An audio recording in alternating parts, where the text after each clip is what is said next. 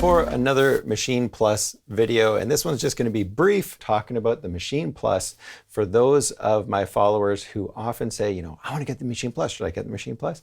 And it's kind of more than just a one-word answer, yes or no. And so what I want this video to be is just answers to anyone who is wondering if the Maschine Plus is the right device for them. And as most of you probably know, I am definitely on Native Instruments kind of ambassador list. They don't call us that, but it's like I talk about their products and they have affiliate links and they send me products for free. Here's the deal. I think Maschine Plus is perfect for certain people. And you might not be that person. But the main things with Maschine Plus is that it doesn't have a battery. So I have a little thing called the Halo Bolt 58830. And I got this on Amazon for like $100, and there are much cheaper options. That is, to me, the number one request or complaint. The next thing I would complain about is not having a little speaker. I have the OPZ or the OPZ, as we say in Canada.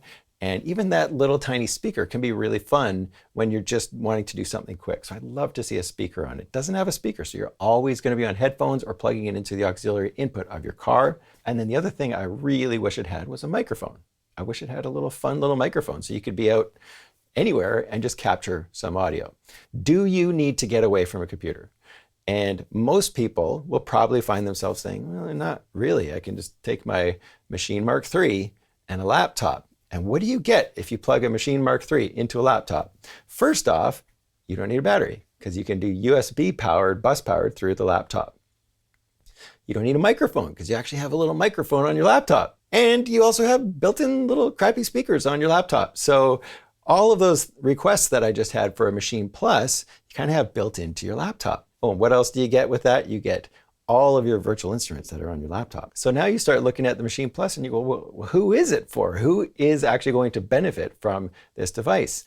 And to me, it is that person that just wants to get away from the computer. And there's something to be said for that. Now, when you start comparing it to other groove boxes and synthesizers and expensive devices that are coming onto the market right now, and you look at what it can do, it is extremely powerful.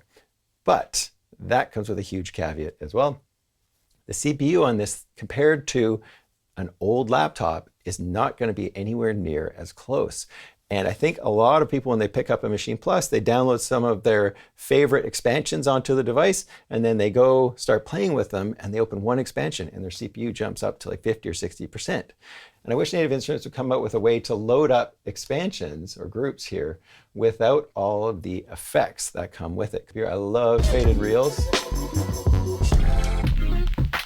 But let's just see what kind of effects they put on their... So all of these top ones have tons of effects on them.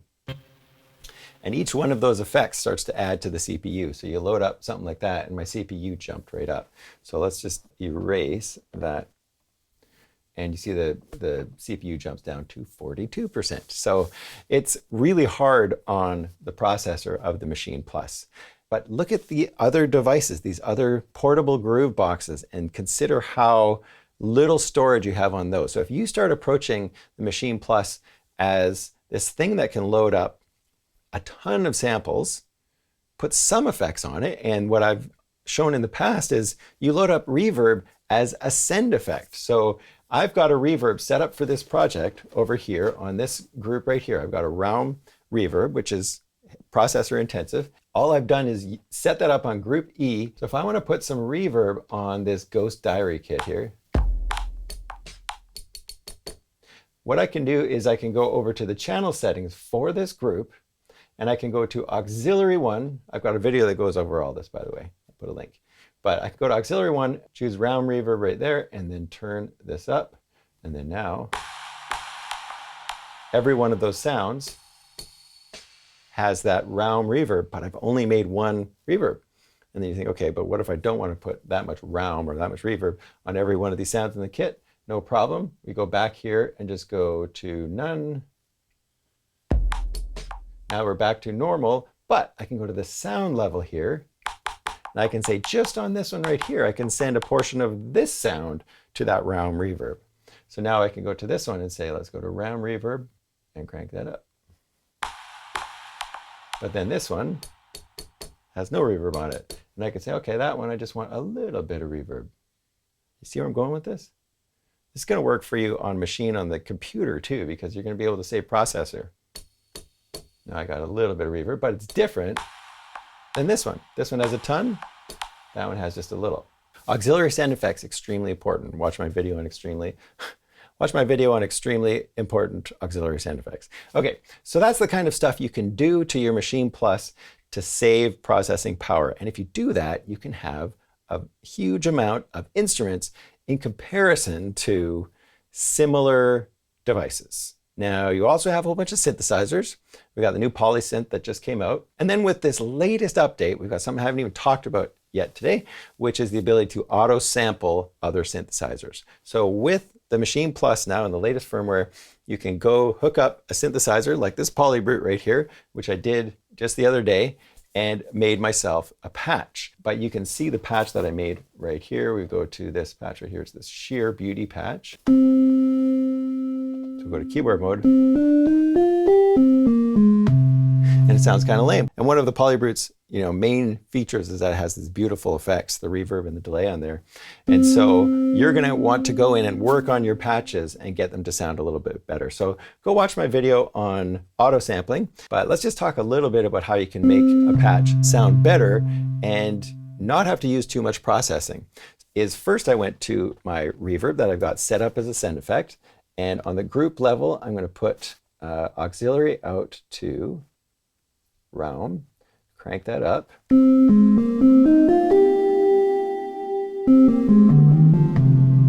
It's already sounding great, And then I could make another auxiliary for this whole project with delay on it, which is probably something I should always do from now on. I always do reverb, but I should really have a delay on there as well, because it's just less processing and you can have a variable amount on every sound or every group going to that one delay effect. But if I want delay on this, I can go to the sound level, I can go to the plugin, and then I can just add a delay. So we'll go over to beat delay.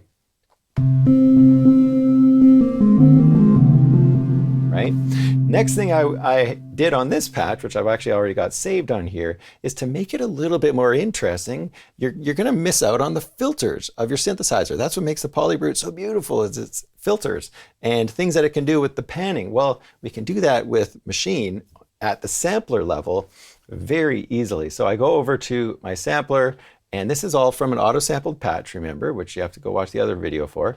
And if I go to the sample menu right here and go through my pages, first off, I've got it set to legato, so it's not allowing me to play chords, which is exactly what I want here. And I'm going to go, and then if we want portamento between notes, we can crank that up.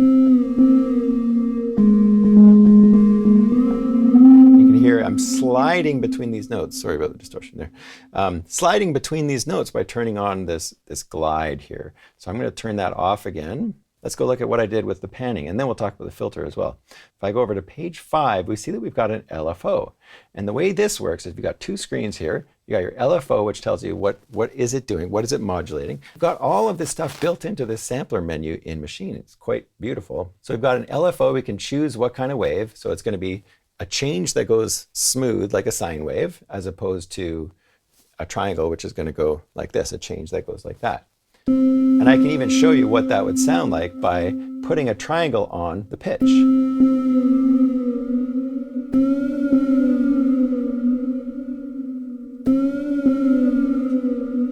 Let's make it go a little faster so we can really hear it.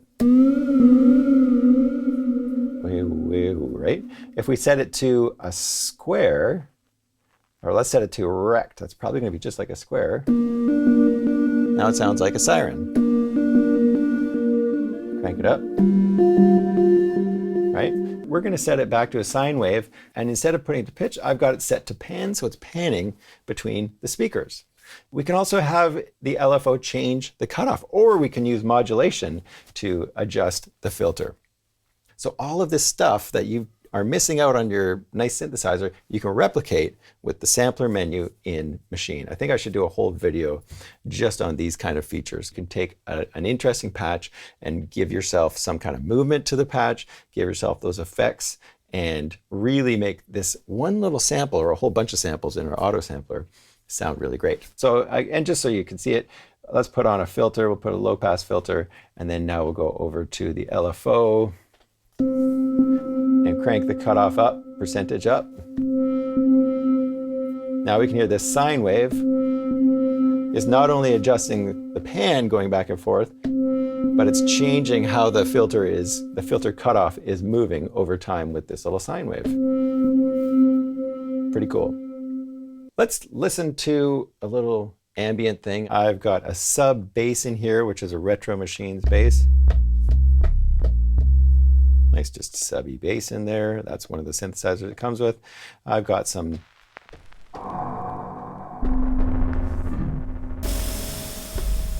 got a really cool kit in here called the Broken Tape Kit. And if I'm not mistaken, that one comes from, I think it's Lone Forest. Super fun, kind of glitchy ambient kit. That's where this all started. And so all of those crackly noises in there. I've got the Ghost Diary kit, which also comes from Lone Forest. I've got a Dreams patch, which is a massive synthesizer. We've got a Glockenspiel. And then I've got the Polysynth. And then I've got another kit that comes in.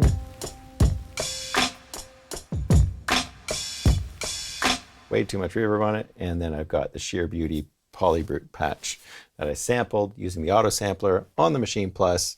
And hit me up in the comments with any questions. And if you really want to help me out, the best way you can do it is subscribe to the channel, comment on the videos. But I do have a PayPal .me account if you want to donate there, or I think there's a thanks button that should be showing up now too, and I have no idea if it works because nobody's used it yet. So if you want to hit me up there, I'd really appreciate it. Thanks so much for watching. I'll see you in the next video.